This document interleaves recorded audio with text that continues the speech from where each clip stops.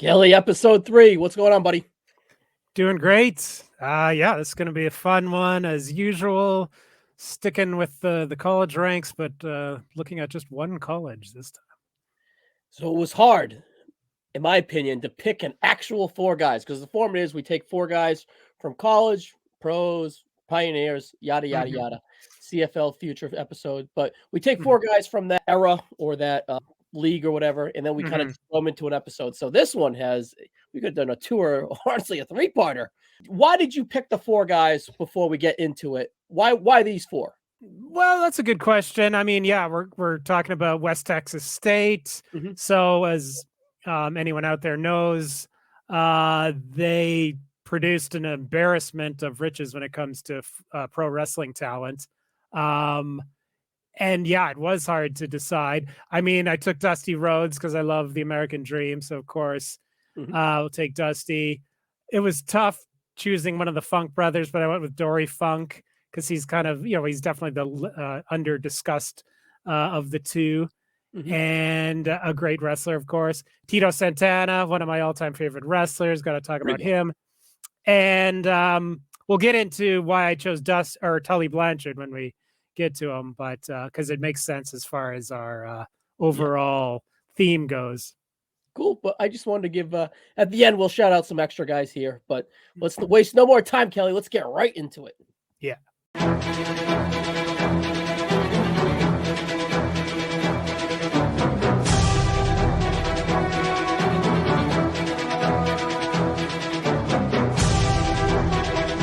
Kelly, tell us a little bit about West Texas State here. Yeah, West Texas State, the Buffaloes, as you can see by this their logo. I'm thinking that's an old school logo, but I'm not 100% sure. The college is located in Canyon, Texas, and the football program was established in 1910. I think the college was established around that time too. So the football program was there right from the beginning, but they didn't play in the top division of college football until 1941. And then they were in the top division until 1982. Today we would call it the FBS, but back then it was just, I don't even think it was Division 1A. It was just the top division. So 41 years in the top division. They were 4-0 all time in bowl games, which is kind of an impressive little bit of trivia. Of course, they weren't playing in the Orange Bowl or Sugar Bowl or the big games, but still 4-0 in bowl games. And a notable alumnus from West Texas State, not counting the pro wrestlers, he played for the Miami Dolphins in the 70s, Mercury Morris. He was a Pro Bowl running back. He was part of the famed, and I'm sure, of course, Ryan is sick of hearing about it, the famed undefeated 1972 Dolphins team. I'm sick of hearing about it and have been for a long time. Pop champagne every time the most recent undefeated team loses. He pops that champagne. His relevancy is lasting. Yeah, it's so obnoxious. I won't bring up how close the Patriots came to ending that, but I just did. But anyway, hopefully the Eagles in the future will be the team to finally end that run and have an undefeated season. Anyway, so yeah, Mercury Morris. There's a fair amount of players made it to the NFL, but I'd say Mercury Morris was the most famous of them all as far as what he did in the NFL. They've been in Division II since 1986, and they were actually renamed West Texas A&M in 1993, and that's the name they go by to this day. So yeah, they're not. It's kind of confusing because you hear the wrestlers always talk about West Texas State, but it technically doesn't exist in that with that name and hasn't for 30 years. But anyway, so yeah, that's a little bit of background on the program, on the college, and we're going to go right into the wrestlers. First with the American Dream, Dusty Rhodes, baby. And there he is at the top of the mountain with the NWA title. I'd say probably 1980, 81, or 81 or 79. Those are the 2 times he had it with that belt. So Dusty was born Virgil Runnels, October 11th, 1945. And I'm going to list his playing weight at 230 pounds. I'm not 100% sure about that, of course. It's hard. You have their football weight, and then you kind of have to, or their wrestling weight, and you kind of have to subtract about 40 or 50 pounds from that to come up with their football weight, because it's usually not listed anywhere. And he was 6'2", so he's a big boy. And now we have our first center, Ryan, because that was what he was mostly known for. And in this picture right here shows him hiking the ball, playing center. I think that's maybe even from his high school days, that photo. Yeah, very young. And yeah, he only played at West Texas, I think, for at most 2 years, maybe just one, because I was the only thing I could find online that actually went into like his college years was that he attended 2 previous colleges, obscure ones, and then went to West Texas. So he obviously wasn't there for a full 4 years, but I'm not sure how many years, and I'm not sure the exact years. So I had mid 60s with a question mark. It has to be like 65, 66 in that area. Because as we see here, after he was done at West Texas, he tried out for the Boston Patriots, now your beloved New England Patriots. This was around 1966-67, and he played for the Hartford Charter Oaks. That's a mouthful. For the Continental Football League. So yet another obscure minor league, obscure football league. And this was 1966-67. But even then, I'm not sure if he played 2 years or just 1 year. So that was as close as he got to the big time in professional football. And it was around that time, 66-67, that he started wrestling professionally. And he was actually trained by Joe Blanchard, who we're going to talk about later, of course, and had ties to football himself. And that's a very young picture of Dusty as a wrestler. God, that must have been right when he first started. So young. I thought that was a great picture, similar to the Bill Watts picture we had last time out. You can see his little belly's starting to poke out. Yeah, it didn't take long. I don't know if the splotch is there yet. I think it maybe is. Yeah, I think I see a little bit on the side. It's starting. Yeah, it's on his left side. So yeah, it's there. It's not as pronounced as it would be later on. So yeah, he started in 1967 and was, rose up the ranks of wrestling pretty quickly. He was a main eventer by the end of the 60s or beginning of the 70s in a tag team with Dick Murdoch anyway. And was one of the biggest wrestling stars in history, and wrestled up into the 1990s and maybe even into 2000. I'm not sure about that. ECW, maybe even TNA. Did he wrestle in TNA? Yeah, it sounds like I believe he wrestled a little bit. He even wrestled a little bit in the WWE. He wrestled Randy Orton in a that's right. Yeah, right when Cody first started. 2007, 2000. I think you're 2007 Great American Bash, I believe. Correct, Dusty. And he passed away June 11th, 2015. Time flies. It's been already 8+ years since then. But yeah, Dusty, and there we go. I love that picture. It's a great picture. The shirt, everybody's somebody in Luckenbach, I think it is. I think it's a town in Texas. I looked that up. Yeah, Luckenbach, I think. A German name. And there's Terry Funk, another West Texas State alum, with his famous Dusty Sucks Eggs shirt. This would have been, I'm not sure where it was. Do you recall the year on this shirt?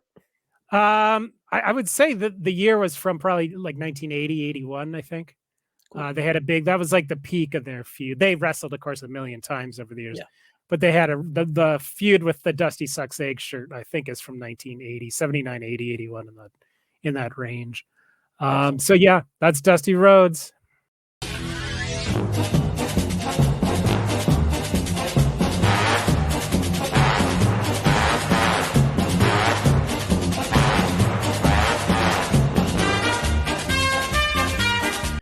All right, Kelly, Dory Funk Jr. Great wrestling star, as you see here, with the NWA title and also a West Texas State team jacket. So you got both there. Number 77. Born February 3rd, 1941. And I've got him at 6'2", 220 pounds. So close to Dusty, really. He played defensive end and offensive tackle, both. I'm not sure if he was more one or the other, or if he played them both equally. But anyway, he went to West Texas State from approximately 1959 to 1962. I'm not sure if he did the 4 full years, but 1962 was definitely his last. And if you remember in the 80s, when he comes to the WWF, he wrestles as Hoss Funk, not Dory Funk Jr. So a lot of people at the time, including my buddy Johnny Sorrow, thought it was, one of Vince's typical sort of, I got to rebrand this guy and give him a name that I came up with. But it was actually a nickname that Dory already had. So it wasn't, we can't blame Vince for that one. So he played, I mentioned the 1962 team. The 1962 West Texas State team is maybe their most famed team, most revered team.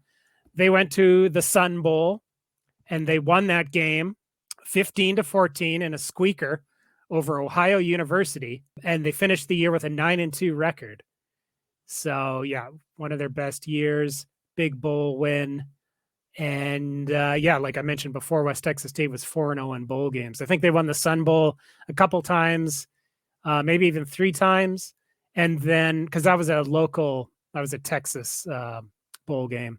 And then they were in the junior Rose Bowl. Back in the day, there was a junior Rose Bowl and a senior Rose Bowl, although they didn't refer to the main Rose Bowl as the senior Rose Bowl, but there was actually a junior Rose Bowl too. Yeah, and so here we see him back in 77, diving action shot here. And yeah, so he never tried out for the pros as far as I know. He went straight into wrestling pretty much the day after almost that he was done football. He started in 1963 and wrestled all the way to 2018, although in the last 30 or so years of that, he was just, occasionally wrestling, but still very impressive that he was still getting in the ring, well into his 70s. And in that picture, this is when he was the NWA champion. And this was in Calgary at the Stampede, because that's when Stampede Wrestling would get the Stampede, or would get the NWA champion almost every year, because the show they held during the Calgary Stampede, which for those who don't know is a big exhibition, like a big fair for a week long. It's the big event of the year on the calendar for Calgary. And the biggest wrestling show of the year would be held during the Stampede. So there's Dory on the right, and on the left in the other cowboy hat is Prime Minister Pierre Trudeau, the father of current Canadian Prime Minister Justin Trudeau, and Pierre himself was Prime Minister for a million years. But anyway, I thought I'd throw in that photo. Dory with magnificent sideburns at that time. Pierre's sideburns were not too bad themselves. I'm guessing that's around 1970 or so, 71, when he was the NWA champion. He had a nice 4-year run as NWA champion, and was a top draw the whole time.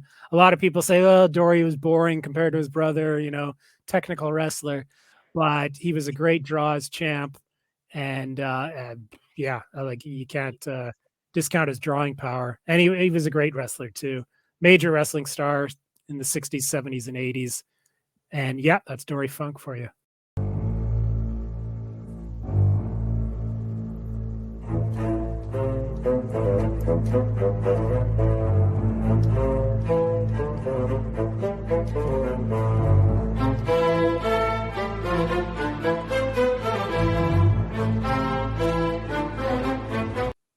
Arriba!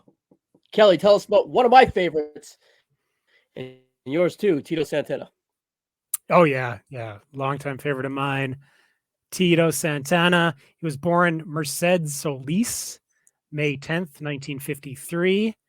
And yet again, he, for the third wrestler in a row, was 6'2", and he weighed 210 pounds approximately as a football player. And he went to West Texas from 1972 to 1974.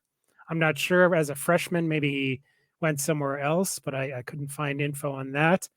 And he was a tight end at West Texas, and there, it's barely recognizable there. I believe that is a photo from when he was at West Texas.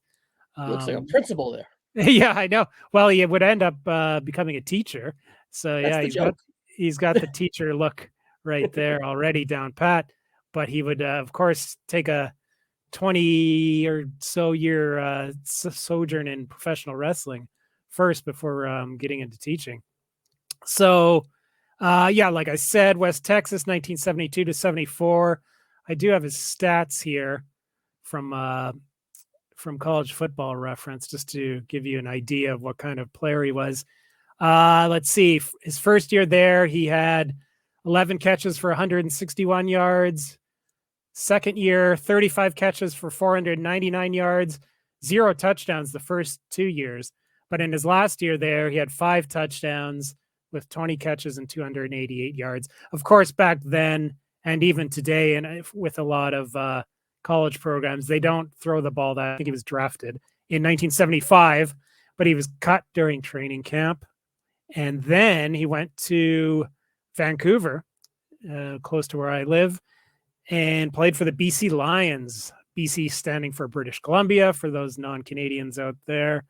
And he played for the BC Lions in the CFL during the 1976 season. And that picture right there is from his time with the BC Lions, number 72. And yeah, I mean, what a good-looking young man at that time. He was, he was only there for a year, but he made an impact. A lot of people from that time that were fans of the team do remember Merced Solis on the team in 1976.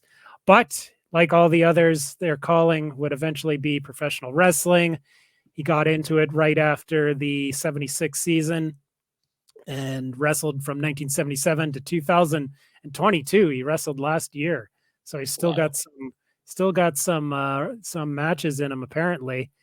But he hasn't wrestled this year as far as I know. So there you see him with Paul Orndorff during his days as the Intercontinental Champion in the 1980s in the WWF. Of course, he was a top star, in the 80s especially, but he had good runs in other territories, in the AWA, in Georgia, Mid-South. And there he is with the IC belts in the 80s. Yeah, when I got into wrestling in 1986, he was one of the first guys I really gravitated towards, even though he was just starting his downswing at that time. He had just lost the IC belt a few months before I started watching regularly to Randy Savage, but then he would have the tag run with Martel and Strikeforce, and they had the tag straps for a while. So that was really cool. That watching that match on TV was a major highlight of my young fandom. So yeah, Tito, solid football player, but a great professional wrestler.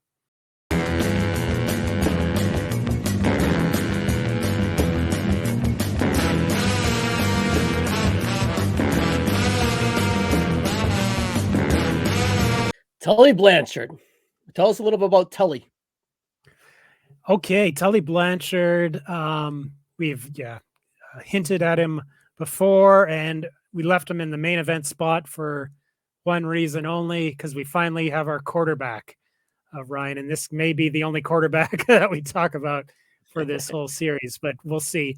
Anyway, Tully was born January 22nd, 1954, and he's finally we finally have a non 6'2" guy. He was 5'10" and only 200 pounds at most as a football player. So he was even by the standards of the time, that wasn't that big.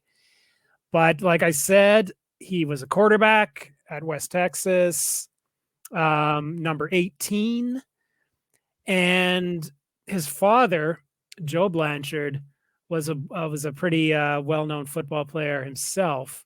Joe Blanchard went to Kansas State. So, not a bad, they're in, back then they would have been in, I don't know what it was called. I don't think it was the Big 8 yet, but it may have been. But anyway, in the mix with top teams. So Joe, his father, went there. And then Joe Blanchard went and played 3 years in the CFL. And we're going to be talking about this in a couple months. He played for the Edmonton Eskimos of the CFL, and he also played for my hometown, Calgary Stampeders. And Tully was actually born in Calgary when Joe played for the Stampeders.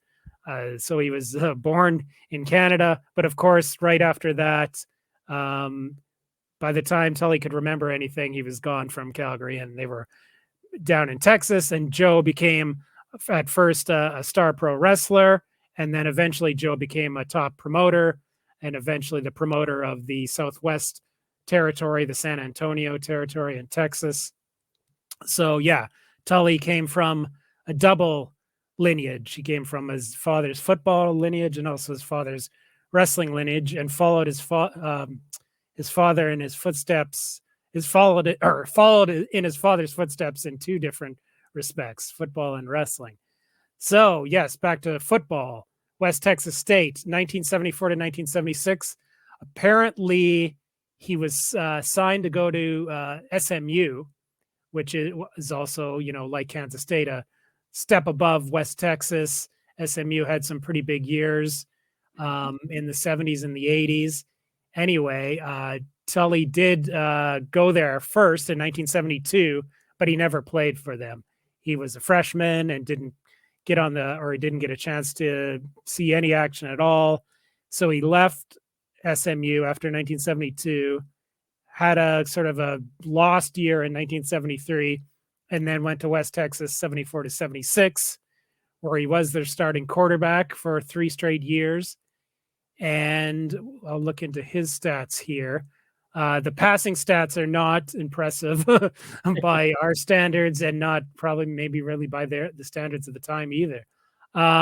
He was used, I think West Texas was definitely very much a run first school. He did pretty good as a runner.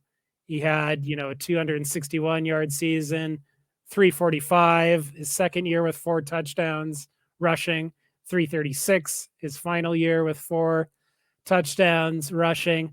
His passing numbers are pretty grisly, though. We're talking like 33% completion percentage in 1975 to go with 4 touchdown passes and 11 interceptions. His final year is arguably even worse. 34.9% completion percentage with 4 touchdown passes again, but this time 15 interceptions.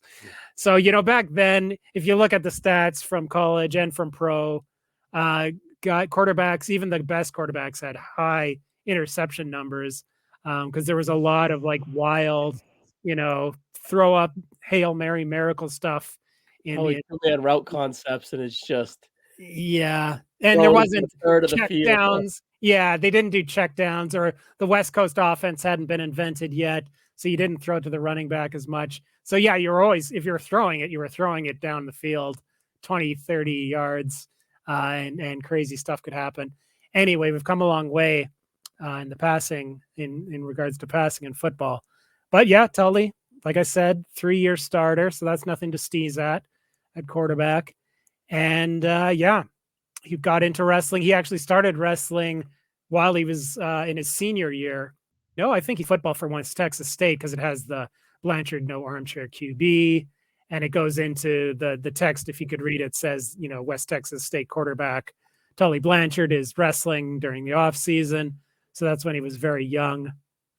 So yeah, like I said, he followed his father's footsteps into football and wrestling, and he became, a pretty big star, first regionally in Texas in the late 70s.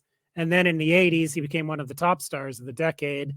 Here he is with Baby Doll. This is like prime Tully, 1985 with the U.S. title. Nobody held a belt better than Tully Blanchard.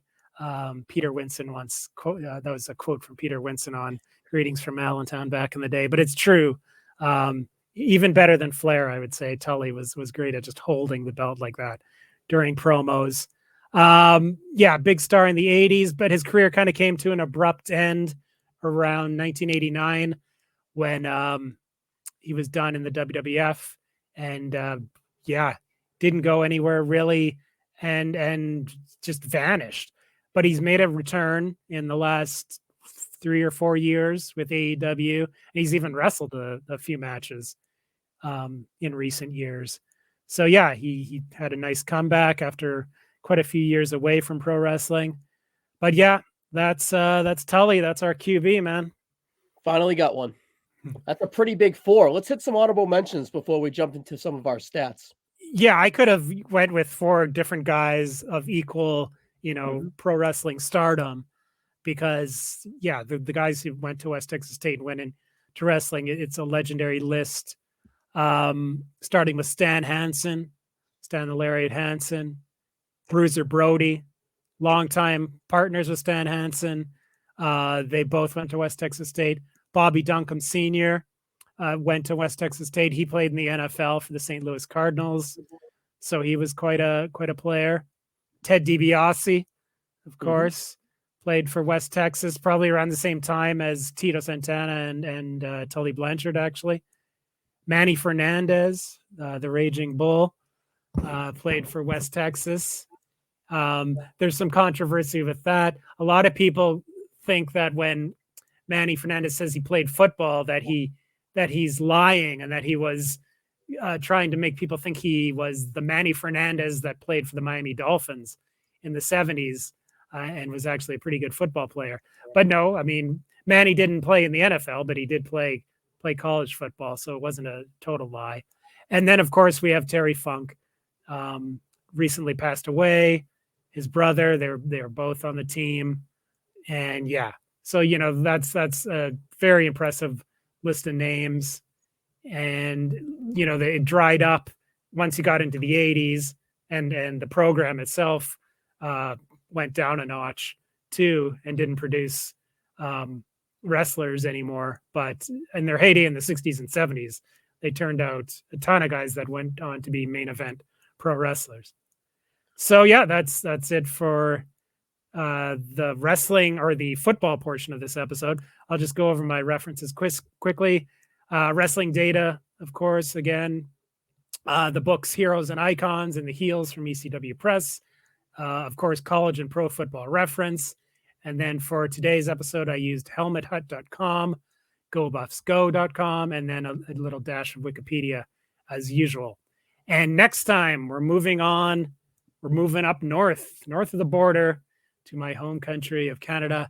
We're going to be talking about the CFL, the first of 2 CFL episodes, or CFL-centric episodes, just in time. Actually, I think, unfortunately, the Grey Cup game, the big championship game for the CFL, will be over by the time we get to the first CFL episode. It'll be just, I think, a few days before that. But anyway, close enough. Next time, CFL. So let's go into the ongoing roster construction. Kelly, we're going to have to perhaps dip back into the West Texas in our depth chart if we need position filled, because it looks like we would. That's have a good no idea. with that. Yeah, that's a good idea. I'll have to check out.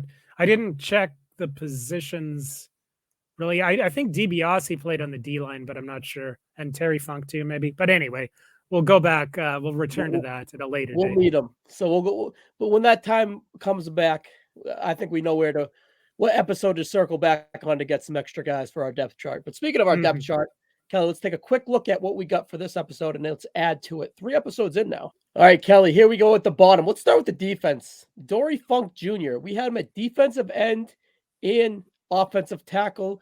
You emphasized you weren't sure which he was more suited for, but I figured let's throw him here on the defensive end, because I feel like offensive tackle was going to fill up rather quickly. But we can always move him to offensive tackle if we throw in, say, his brother on the D-line and DiBiase in the later episode. But for now, I say we throw him at the end, and we'll revisit that later. What do you think? Yeah, I think Haas is versatile. He could do both. And this one's easy. Dusty Rhodes, he's our center. It's going to be hard to take him out. I'm not sure how much of a center he was in real life, but he's kind of to the center of our heart, fandom-wise. Yes, yeah, exactly. So he's going to be a tough one to take away from as our starting center. Yeah. And let's get another easy one here. Tully Blanchard, he's our quarterback. He kind of alluded to he might be our quarterback for good, but he needs to clean up that 14 and 15 interception season before we start tucking the ball around. Yeah, we're going to probably be running the ball with Bronco and Gus in the backfield, though we may not need to pass the ball too often.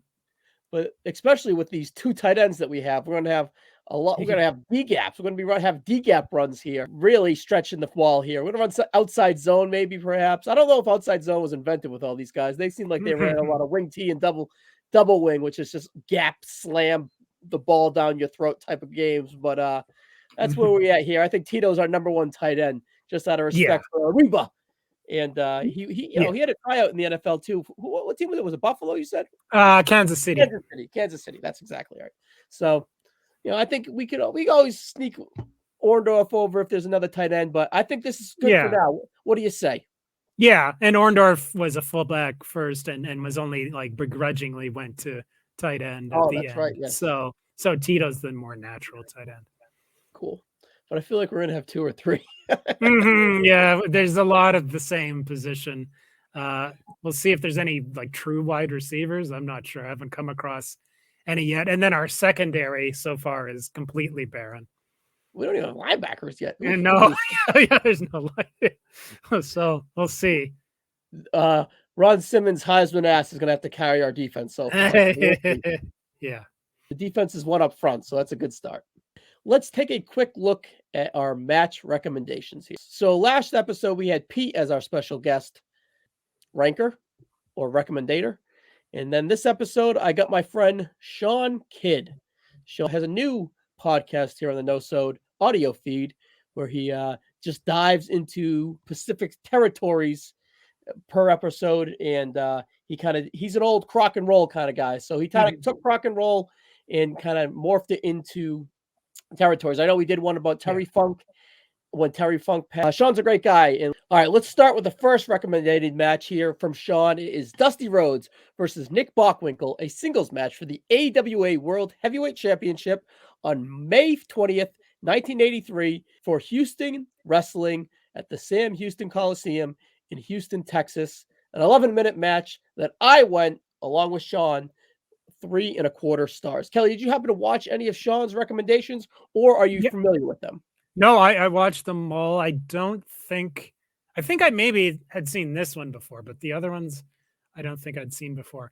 Tully and Kernodle, no, I've seen that actually too. But anyway, yeah, this one was interesting because it was a rare time that Dusty challenged for the AWA World Championship.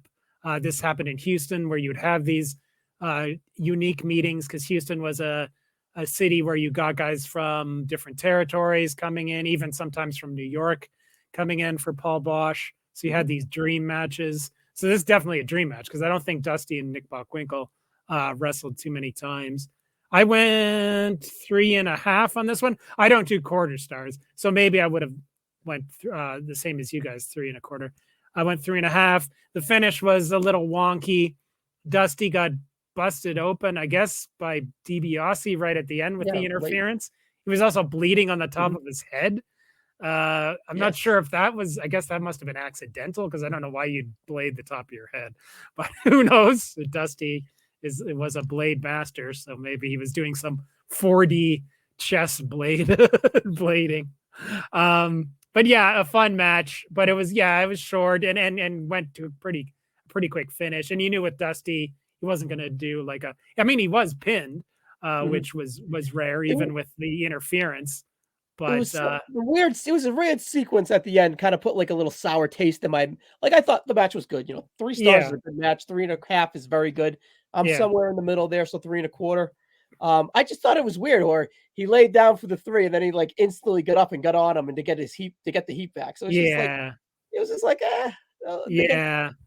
it was clearly building to a feud with Ted DiBiase. That, funny enough, they'd do that again in the WWF 7 years later or so.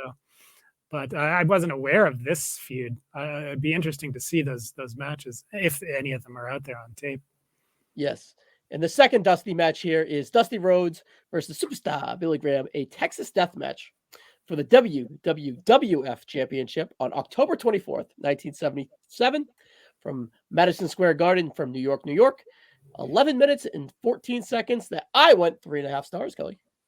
Yeah, I went 4 on this one. It's a personal favorite of mine, so that kind of bumps it up. I love this era of WWF. I love matches from MSG from this era. I love Superstar Billy Graham's title reign. The crowd heat is amazing. Him and Dusty had great chemistry. This was the second match. They had a match the month before that is also worth watching. And so this is a rematch. Texas Death Match was the one of the top gimmick matches in the WWF, where it was basically just a no disqualification no match. Yeah, it wasn't the true Texas Death Match from Texas, where it was you kept having falls until somebody couldn't answer the bell.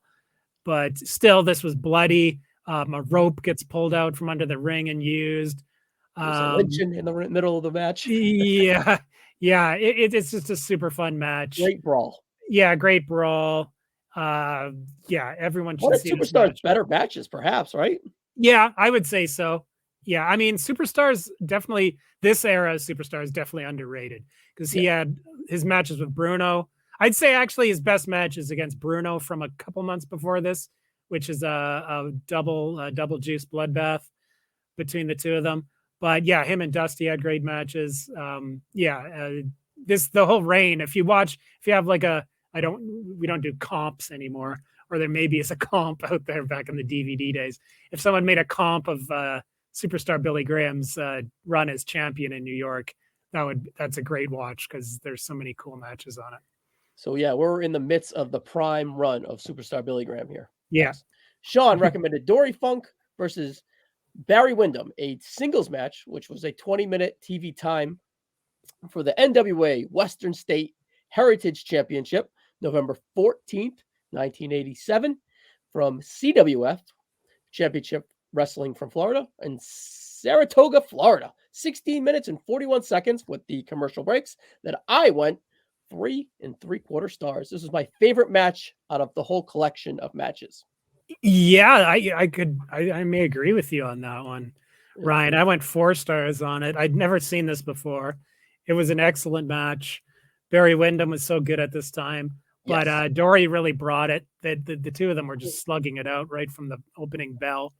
And I don't know if Sean picked this match on purpose because of the title that was involved, the Western States Heritage Championship, a long forgotten title. I had to check Wikipedia because I couldn't remember the story behind it. I know I'd heard about it before, but it was actually a homage to the old Amarillo, Texas title, which was the Western States title. So that's West Texas. It all ties together. So I don't know if Sean did that on purpose, but it's cool that this match was for that belt. But it was in Florida. This was a weird time. Florida had been acquired by Crockett by this point. So they were all under the same umbrella. And I don't think they would run like Championship Wrestling from Florida. I don't think that existed too much longer after this because I was surprised at the late date here. But yeah, this was a great match. Time limit draw, but I mean, I wasn't disappointed at the ending. I think it added to the suspense of the match, which, you know what I mean? The whole time limit stuff added to the drama and added to the urgency and everything. I thought it was great. Yeah. Honestly, one of the best. Well, Sean is a Barry Windham mark. Just that might have to do a lot with it too. But one of the best Dory Funk matches I've ever seen. Not that I've seen a lot of them. You alluded to earlier that he's a little boring, so to speak. I didn't think he was. Well, he was excellent, but he also was in with a young whippersnapper in his prime right there too. Yeah, like Dory has the boring rep. I don't think it's warranted at all, but that's often the rep he had. But no, this, like you said, for me, it's one of the better Dory matches I've ever seen too. Great. And Barry Windham at this time was so good. This was before the injuries started to pile up, and he was just one of the best wrestlers in the world at this point. So yeah, this is a great match. Everyone should see it. Your recommendation for Dory Funk Jr. is versus Gene Kiniski. It is a singles match for the NWA Championship on February 11th, 1969 from CWF again, Championship Wrestling from Florida, this time in Tampa.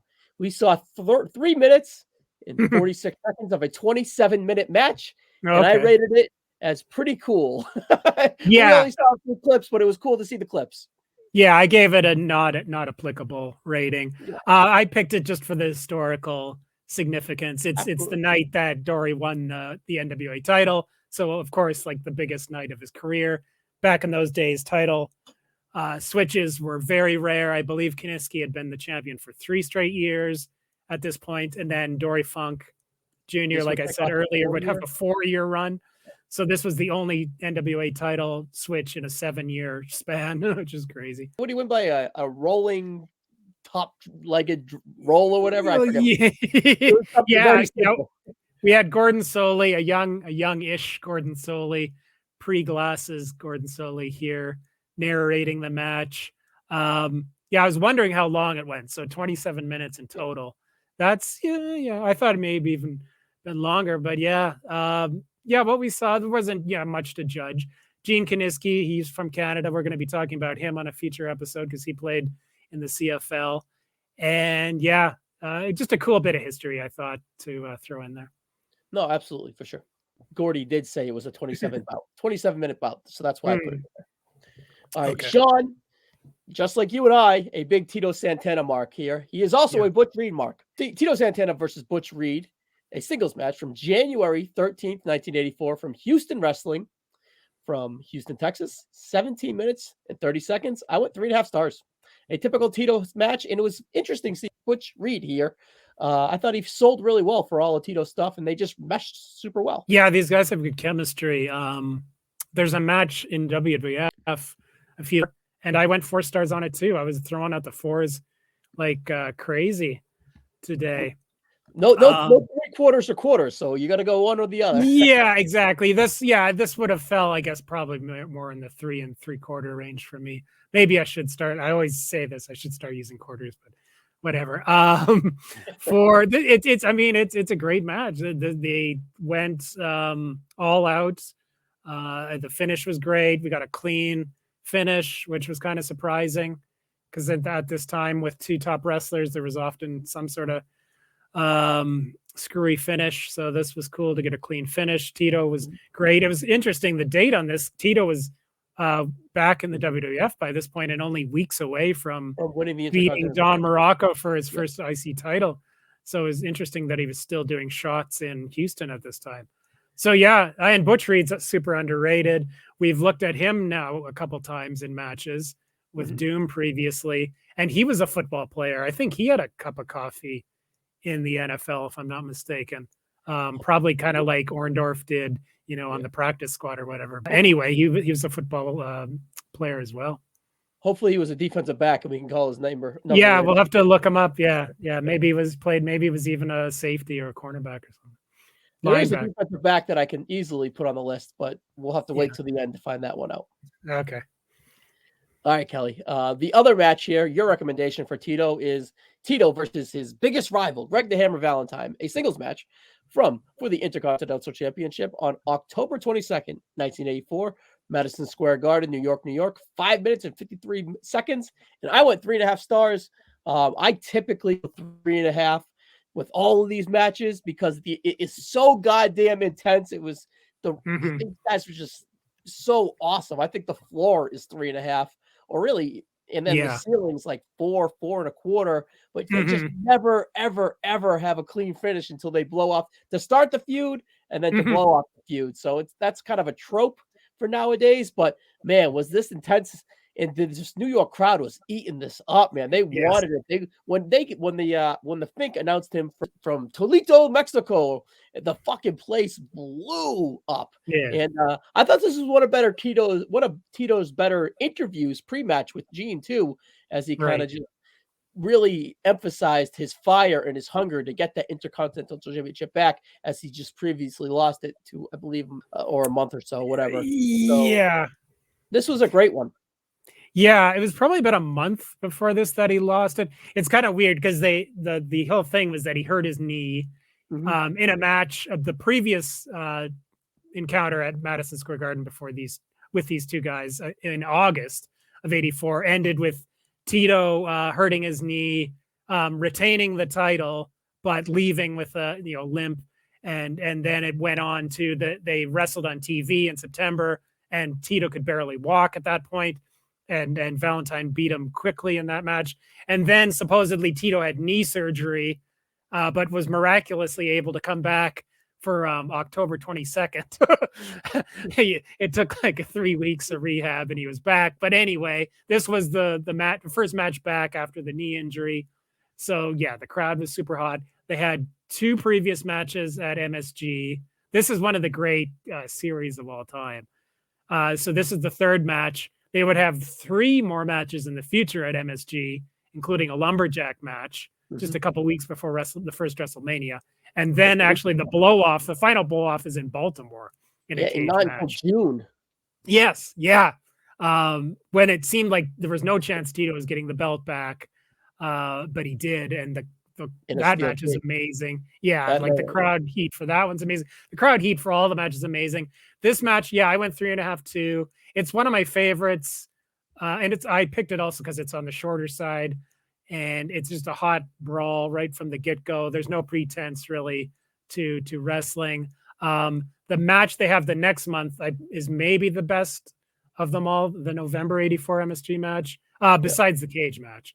But also I like January '85, but honestly, January '85 is good too. Yeah, but you can't go wrong.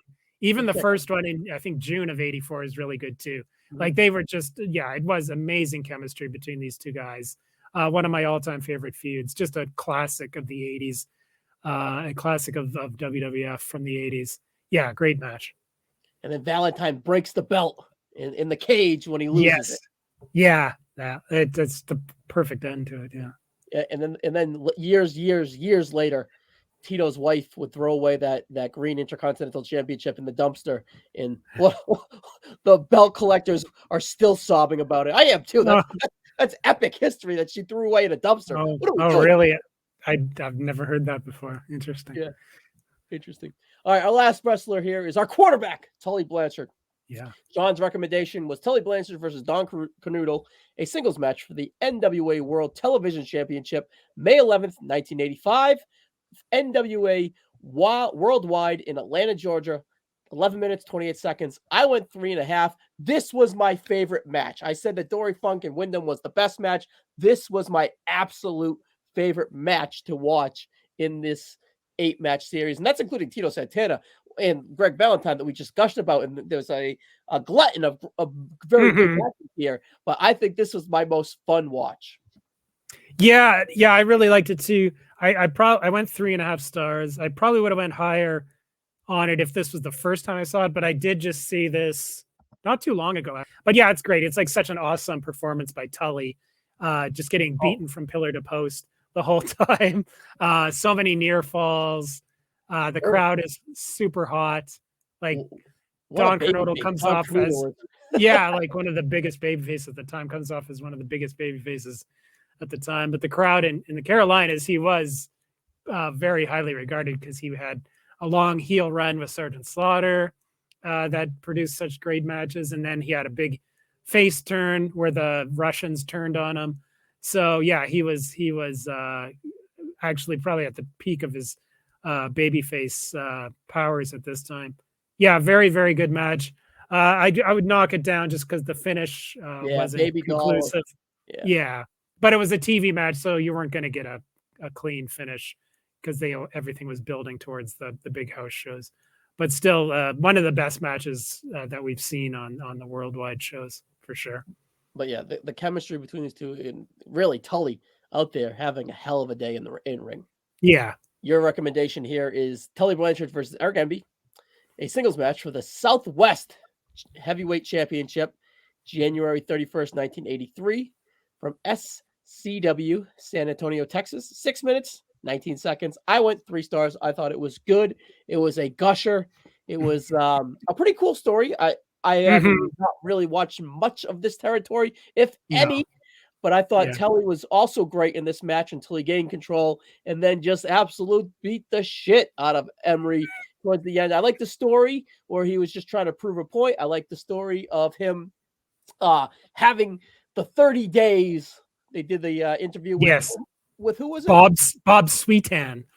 Bob Sweetan. Yes, so this was the 30th day he needed to defend the championship, and he made a call to the NWA president at the time.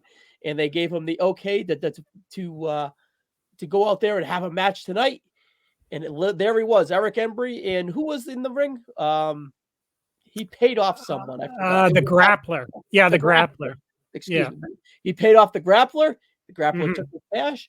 And I like how Emery had his hope spots. But overall, Tully wanted to prove a point. Tully was great in those hope spots on the defense, but he was even better as a malicious heel trying to prove the champ why he is the world championship in this territory. It was a cool little angle. It was a fun match. Actually, I thought it dragged a little for 6 minutes, but overall, I thought it was good. Yeah, well, I wanted to get something like an obscure Tully match and one from his father's promotion. This was his father's promotion. Southwest Championship Wrestling. And so I found this and in the title, bloody. So that attracted me to it as well. A lot of your matches have blood in it. I was going to bring that up. I'm a vampire. I admit it. I blood always pumps it up for me, makes the match more fun to watch, more exciting. And I'd never seen this before. And it was another great performance by Tully. In the previous match, it was him, like I said, getting battered from pillar to post. Here was him being the total dick scumbag heel that wouldn't pin Embry, even though Embry was done and bloody and in serious trouble, but he kept pulling him up. Yeah, so with this match, this video, you get the story of the feud with him and Bob Sweetan. Sweetan was a local babyface hero, kind of. I don't know too much about him. I've heard some nasty things about him. So anyway, personal like you said, the story was Tully had won the belt on New Year's Day, I guess it was, but he hadn't defended it the whole month. So it would have been stripped for him, according to Sweetan. So yeah, you get this hastily put together match with Embry. And then, it's just Tully, because Sweetan's at ringside. He's just being a total dick. Embry, like an all-time great bloodbath or bloody Crimson Mask from Embry here. And it's an angle more than a match. I went 3.5 on it. It was just a great heel performance by Tully and great. I haven't seen too much from this territory either. I know there's some really good matches out there if you can track them down. And they had an interesting collection of guys at the time. Adrian Adonis was there. Lou Thez was the commissioner or the figurehead president or whatever. It was interesting. Anyway, so what a selection of matches. We've gone through some great matches so far. Thanks again to Sean for recommending some awesome matches. Thanks, Sean. His podcast is called Territorial. His third episode. He's on his fourth episode. His third episode was Mr. Wrestling 2 in Magnum TA versus the Midnight Express. I know his first episode was on Terry Funk, and he is every other Friday here on the No So check him out for sure. Sean does a great job. Sean is a great guy, and again, thank you for your recommendation, Sean. Yeah, that sounds great. I'm gonna have to check that out. All right, Kelly, we're almost in the books. We're done, dusted, and delivered here, but give me a quick few seconds on your 6-1 Philadelphia Eagles coming off a big victory against on Sunday Night Football against the Miami Dolphins in those beautiful, beautiful Kelly green uniforms. How you feeling? I think you're starting to get a groove here. Yeah, I mean, the loss a couple of weeks ago to the Jets sucked because, it was their first loss, and they could have won the game if it wasn't for all those turnovers. Plus, it was the first time the Jets had ever beaten the Eagles in 50 some years of games, which is crazy. It was only 12-0, but still. So that streak ended finally. But they rebounded great. I was pretty confident going in because I saw who the Dolphins had beat. It was a bunch of nobodies. Buffalo had blown them out a few weeks before, so I wasn't too concerned. As long as they didn't have another turnover fest, it would be fine. And I got close at times, but really the Eagles dominated the whole game. It should have been a lot. The score should have been a lot more lopsided than it turned out to be. And they play Washington Sunday, so that should they stink. But they took the game earlier though. Yeah, they took the Eagles to overtime a few weeks ago, but they should win, and they kind of have to win because then it gets really tough because they play Dallas, Kansas City, Buffalo, the Niners, Dallas again. They go to Seattle. They haven't beaten Seattle in 15 years. So it's, it gets really tough coming up for them. But I'm feeling good. The Niners have lost 2 in a row. They don't look like anything special. The Dolphins are frauds. the Cowboys are frauds. I think, right now it looks like it'll be a Super Bowl rematch, but we have a lot of football left to play. I wouldn't rule out those Ravens, man. Yeah, Ravens look very good now, but things, it's the NFL. One week you're number 1 in the power rankings, the next week you're number 5, then you're back up and then you're down. It's all kinds of or you live in the bottom 5 like the New England Patriots this year. Yeah. It's like I want to just lose. I want to tank. I want a top 3 pick so I can get Drake May. Right. I want to get Caleb Williams. I want to get one of these quarterbacks. And then that Bill is just kind of reminds everyone who he is. He finally beats Buffalo after a few years where he hasn't, unless if it's 85-mile-per-hour wins. So, right. Bill, congratulations, Bill, on your 300th win. I hope you don't get to 302 this year. I want a top 5 pick because 7 and 10, 8 and 9. That's really going to get us nothing. Totally. I want you to have a kicker of a year. If you're not a contender and you're not going to make the playoffs, you may as well have one of the worst records in the league. Because, like you said, a 7 and 9, or now it's 8 and 9, or whatever, 7 and 10. That doesn't do anything for you. I'm not sure about the quarterbacks. I mean, I don't follow college football as much as I used to. I know that USC has dropped 2 games in a row, and Notre Dame kind of exposed Caleb Williams a few weeks ago. So we'll see. But no, of course they need an upgrade from Mac Jones. Marvin Harrison Jr. would be a nice get too. One of the best prospects at the wide receiver position in a long time. And that's with all those Alabama guys coming out in the last few years. Yeah. And all those LSU guys coming out. So with Olave and well, maybe at the end of the year I can celebrate a Super Bowl championship and you can celebrate a number 1 overall draft selection, and we'll both be happy. Hey, I'll take it. Let's rock with it. All right, Kelly. That's it for this episode. It was good to kind of catch up with you, talk some football, talk some wrestling, and talk some Eagles and Patriots. More Eagles than Patriots, perhaps, but I think that's how it's going to go from here on out, buddy.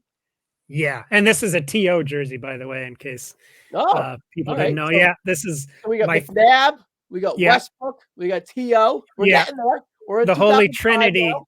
The Holy Trinity of the 2004 Eagles Super Bowl NFC champion team. Yeah. That actually, I don't have any other Eagles jerseys. So next time I'm going to wear a CFL jersey to go with that. So, yeah. All right. Just like T.O. in 2005, I'm going to go do some sit-ups in my driveway. Yeah. Kelly, I'll catch you on the next episode, buddy. Yeah. Great. Take care.